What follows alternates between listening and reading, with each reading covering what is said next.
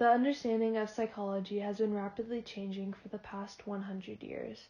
Most of the earliest works on psychology are considered highly incorrect in modern times. Due to this, culture from these times are influenced by various psychological findings from the early 1900s. For example, in the 1920s, the understanding of the psychoanalysis theory by Sigmund Freud was at the peak of its existence. This theory was very involved in the subject's psyche, including the subconscious and unconscious. However, in 1977, the publication of a review of Freud's findings by Fisher and Greenberg concluded that the psychoanalysis theory was in fact incorrect. From that point on, psychoanalysis didn't have a scholarly name for itself moving forward in history. This is greatly seen in the release of two films that explore the human psyche from 2 points of history. Un Chien à la Dule, 1929, is arguably one of the most famous surrealist films, and it can have significant ties to various psychoanalysis beliefs. This is greatly seen in the randomness of each scene and the fact that they don't make any sense. The movie is in fact inspired by a dream director Louis Bonelli experienced of a cloud slicing the moon in half, which in the film is seen when the eye has been split open.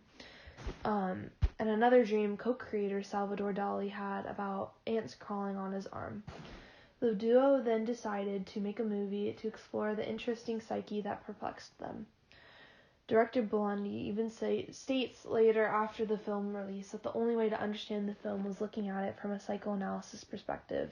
Scenes that tie with Freud's explanation of dreams include the razor blade.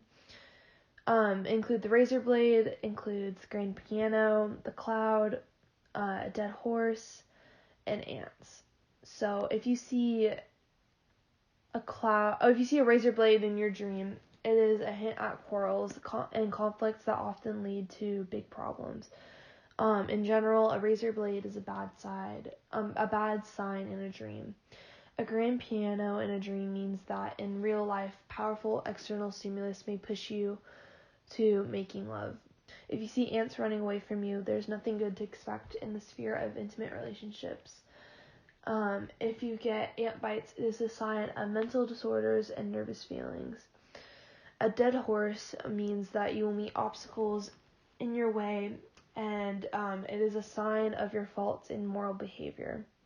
So essentially, all of those objects were seen in the film, and they didn't make sense. So because of that, director Bonelli is trying to convey how the psychoanalysis theory in fact works, because it is obviously perplexing one of the woman's thoughts and feelings. So how would a film affected by the destruction of the psychoanalysis theory depict it? So enter The Shining, 1980. This film is very involved with the exploration of psychology and is even considered one of the best psychological horror films of all time. And obviously, it was released after the findings were released in 1977 that destroyed the psychoanalysis theory. But in fact, it was written obviously before the film's release, and writers Diane Johnson and Stanley Kubrick started the writing process early 1975. So Kubrick did instill psychoanalysis theories inside the film. So they're best seen with two objects. So one of them is Jack's dream. In his dream, he kills his son Danny and his wife Wendy. Freud explains that the dream of murdering someone can mean the following. Someone in your life is ending or should go. A dramatic change is happening in your life. You could potentially feel hostile towards someone else, and you feel guilty about something. All four apply to Jack Torrance in the film. First, at this point, his sanity is basically drifting away at this point. The scene right after Danny enters after being attacked by the naked old lady, and this is the first real instance of one of the ghosts actually doing something that affects the real world. So that's the big thing that's changing. And the family obviously has been inside the Overlook Hotel for quite a couple months. And then also He's angry with Wendy for interrupting him in an earlier scene, and then after he gets upset when Wendy accuses him of hurting Danny. And later, Jack admits that he feels guilty about Danny's accident for a little moment. Writers Diane Johnson and Stanley Kubrick also drew great inspiration from Sigmund Freud's work titled The Uncanny. In this work, Sigmund Freud uses the German word Heimlich to describe a feeling of coziness and how a home should feel. He then uses the word unheimlich to describe a disturbing presence inside the home that could potentially be threatening. Kubrick depicts this in two ways. The first way is with the Overlook Hotel. At first, when the Torrances look at it, the Overlook Hotel looks nice and looks homely. However, after living there for quite some time, there is a hidden sense of evil with the ghosts that occupy the hotel. It is also seen with, it can refer to something that looks human but is not human, as seen as the ghost of the Overlook Hotel. Quite frankly, most films during this time period somehow visually make ghosts look different.